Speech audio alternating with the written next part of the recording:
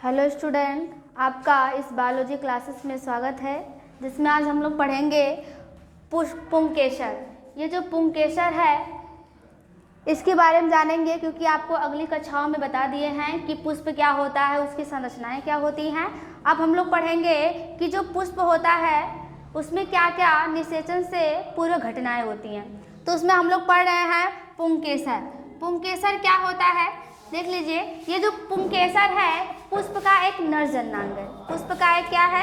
नर जननांग है। अर्थात ये जो पुंकेसर वाला भाग होता है जो पुष्प में लगा होता है, ये एक नर पुष्प होता है। अगर ये होता है उस पुष्प में तो इसे नर पुष्प कहा जाता है।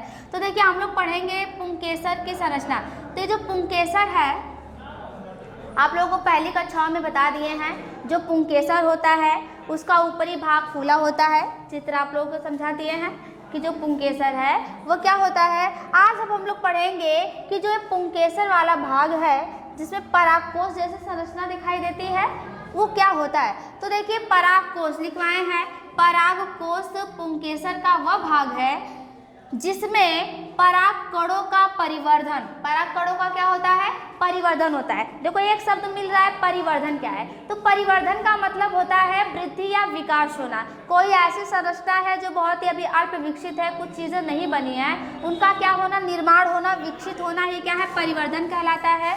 और देखिए विकास होना, और बता रहा है कि जो आपका परागकोश होता है, जो आपका परागकोश होता है, जब उसका क्या करते हैं?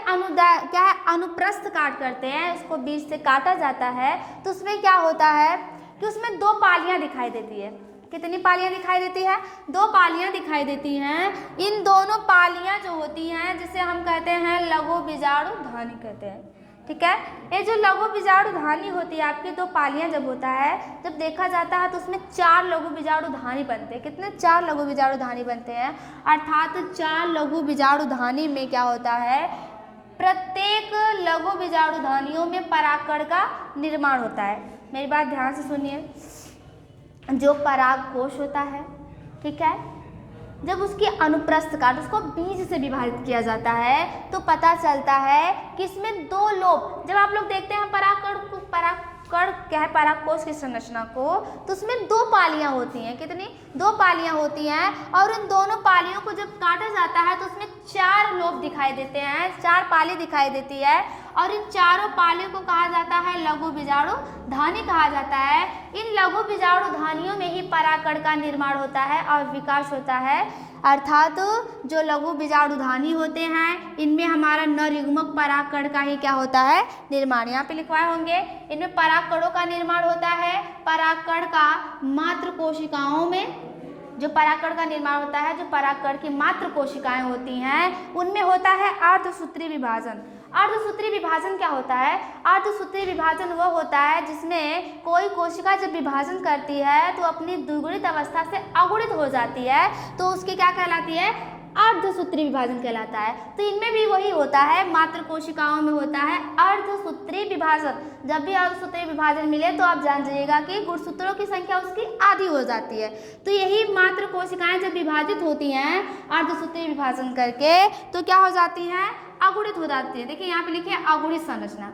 अगुणित संरचना और जो परागकण अगुणित संरचना जो बनती है इसको कहते हैं माइक्रोमियोस्पोरम कहते हैं। ठीक है, जो परागकोश की संरचना थे आपको चित्र के माध्यम से समझा रहे हैं कि क्या होता है।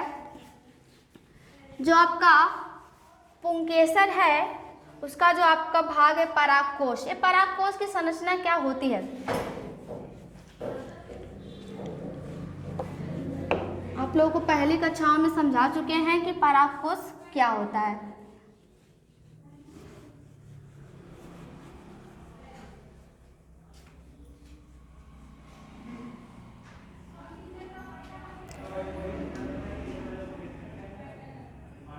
परागकोश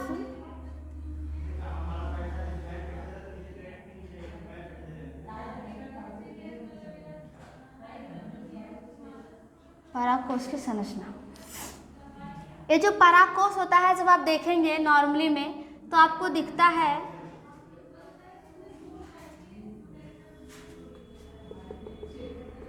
ऐसे दिखाई देता है।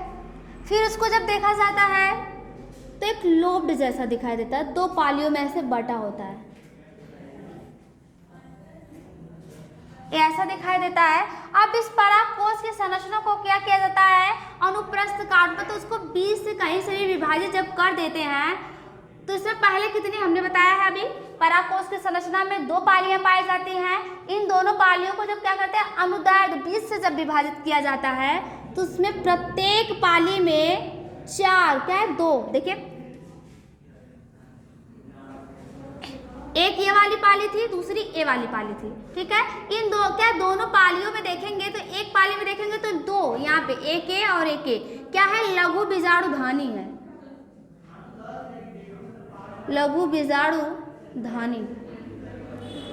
हमने यही बताया कि जो परागकोश होता है एक फूली हुई संरचना होती है, जब इसको देखा जाता है तो 2 पालियों में, देखिए एक पाली ये है, एक पाली ये है, ये 2 पालियों में बटा होता है। और जब उसका अनुदैर्ध्य क्या है, अनुदैर्ध्य नहीं, अनुप्रस्थ होता है, जब उसका अनुप्रस्थ काट किया जाता है, ऊपरी से विभाजित किया जाता है, तो प्रत्येक पाली में, पालियां कितनी थी, 2 पालियां थी, और प्रत्येक पाली कह रहा है अर्थात दोनों पाली की बात कर रहा है, तो प्रत्येक पाली में क्या होता है, 2 बीजाणुधानी दिखाई देते हैं। ये जो बीजाणुधानी होते हैं इसी के अंदर परागकणों का क्या होता है, निर्माण होता है। तो जो परागकणों का निर्माण होता है तो यही क्या कहलाती है, परिवर्धन कहलाता है या विकास कहलाता है, ठीक है।